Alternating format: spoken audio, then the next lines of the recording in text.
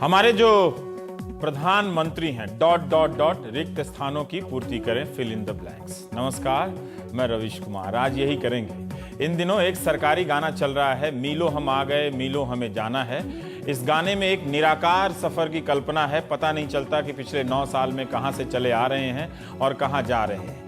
इस गाने का कल्पित सफर हक पर जाकर खत्म होता है, यानी आप अपना हक मांगा कीजिए जो केंद्र सरकार की तरफ से दे दिया गया है। गाने की इस एक तरफा व्याख्या की गुस्ताखी करते हुए यह भी बता दूं कि फेसबुक पर, ट्विटर पे पैरोडी बन रही है कि मिलियंस हम खा गए, मिलियंस हमें खाना है। थोड़ा सा असली भी सुन लीजिए जरा सा।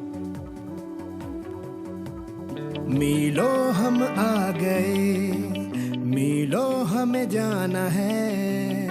कुछ सपने सच हुए, कुछ सपने सच करके दिखाना है।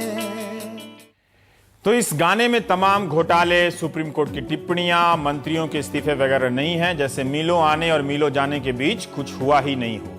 जो भी हो, बुधवार को मनमोहन सिंह एक प्रधानमंत्री के रूप में 9 साल पूरा कर रहे हैं। इन 9 सालों में उनकी छवि में बदलाव भी है और निरंतरता भी होगी।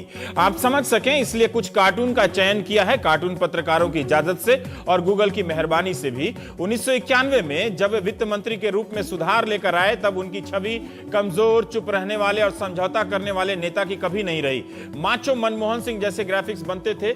2004 में प्रधानमंत्री बनने से लेकर 2008 तक सोनिया गांधी के रिमोट के रूप में देखे गए। विपक्ष ने कमजोर प्रधानमंत्री का नारा बुलंद किया, मगर 2008 में न्यूक्लियर डील पर विश्वास मत जीतने वाले मनमोहन सिंह रातों रात सिंह इज किंग बन गए।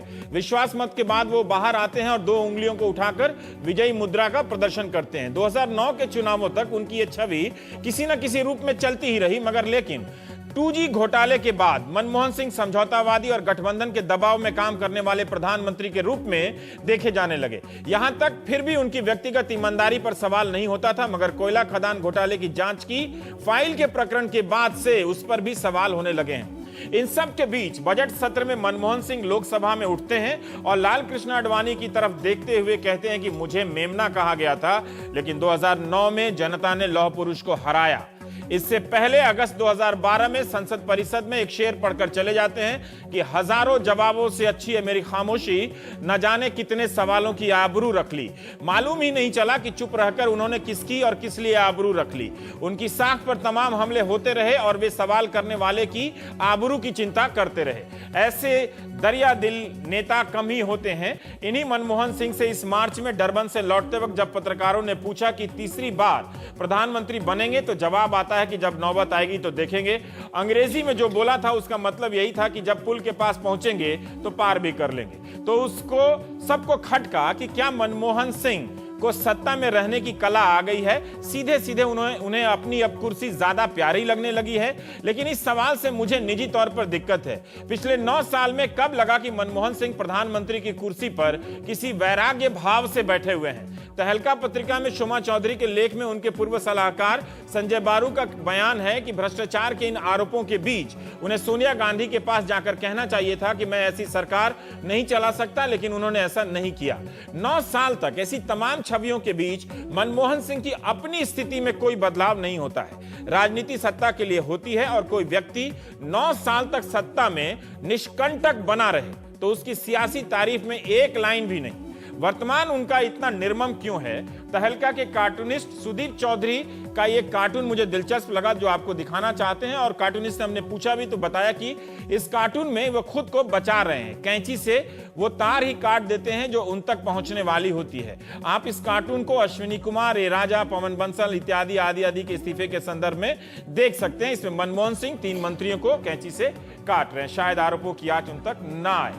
दूसरा जो कार्टून है वो मैं दिखाना चाहता हूं कि ये भी कार्टून सुदीप चौधरी का ही है। इसमें मनमोहन सिंह पर्दे से झांक रहे हैं, शायद पब्लिक में जाने या बोलने से कतराते हुए प्रतीत हो रहे हैं। सवाल वही है कि हमारे जो प्रधानमंत्री हैं, आगे की जगह डॉट डॉट डॉट है, जो प्राइम टाइम के दौरान हमारे पैनलिस्ट की बातों से भरी जाएगी। विनोद शर्मा जी हैं, political editor Hindustan Times. Neena Vyas, आप वरिष्ठ पत्रकार। शोमा चौधरी हैं, मैनेजिंग एडिटर तहलका, वो हमारे साथ जुड़ेंगी। अभय कुमार दुबे हैं, एडिटर हैं आप CSDS के। सिद्धार्थ भाटिया साहब हैं, वरिष्ठ पत्रकार। विनोद जी, आपसे ही मैं शुरू करना चाहता हूं कि एक मनमोहन सिंह का दिया हुआ, बनाया हुआ और स्थितियों के अनुसार अनुरूप एक छवि है उनकी। इसके बीच में एक सार्वजनिक छवि है, जो सब है आरोप प्रत्यारोप के बीच में। इन 9 सालों में कांग्रेस पार्टी को कवर करते हुए, सरकार को कवर करते हुए, मनमोहन, जब मैं कह रहा था कि इनका वर्तमान इतना निर्मम है, लेकिन जो आदमी 9 साल 10 साल तक इतने आराम से प्रधानमंत्री बना रह जाए, उसकी तारीफ में एक भी लाइन नहीं। आपने अपनी भूमिका में सब कुछ कह दिया, उसके बाद तो गुंजाइश शायद बची नहीं है। नहीं, बहुत बची है। लेकिन मैं ये कहना चाहता हूँ कि एक आपने टिप्पणी की कि तहलका में आपने कभी उनके किसी एडवाइज़र की बात की कि उनको इस सब आरोपों के बीच में सोनिया गांधी के पास जाना चाहिए। मैं नाम नहीं लेना चाहता कि इस प्रोग्राम में नहीं है वो। हाँ। उन्हीं एडवाइज़र ने मुझे एक बार बताया था, जब शुरू में जेएमएम के संदर्भ में, शिबू सोरेन के संदर्भ में बहुत बड़ी अटकलें लग रही थी और वो प्रत्यक्ष नहीं थे, वो कहीं गायब थे। और उस वक़्त मुरली मनोहर जोशी ने राज्यसभा में खड़े होकर कहा था कि the prime minister is a fugitive from the house the way the minister is a fugitive from the law. और उस वक़्त उसी एडवाइज़र ने मुझे बताया था कि प्रधानमंत्री रिज़ाइन करना चाहते थे। शुरुआत की बात। अच्छा। उस कार्यकाल की शुरुआत की बात है। मुझे ये डिस्क्लोज नहीं करना चाहिए था, लेकिन मैं इसलिए डिस्क्लोज कर रहा हूं कि बहुत से ऐसे लोग हैं जो समय के अनुसार अपने आप को बदल लेते हैं और उनकी टिप्पणियों पे हमको ज्यादा वक्त जाया नहीं करना चाहिए। ठीक है। ये बहुत बड़ी बात मैं आपको कह रहा हूं। लेकिन दूसरी बात है, मेरी जो अपनी राय है कि प्रधानमंत्री मनमोहन सिंह, उनमें और वीपी सिंह में एक सिमिलरिटी है। जो भी व्यक्तिगत रूप से ईमानदार होता है, वो राजनीतिक रूप से, जब राजनीतिक स्वरूप में होता है, तो खड़े होकर रिस्पॉन्सिबिलिटी करने से कतराता है। और मैं ये समझता हूं ये बहुत भारी लीडरशिप फ्लॉ है।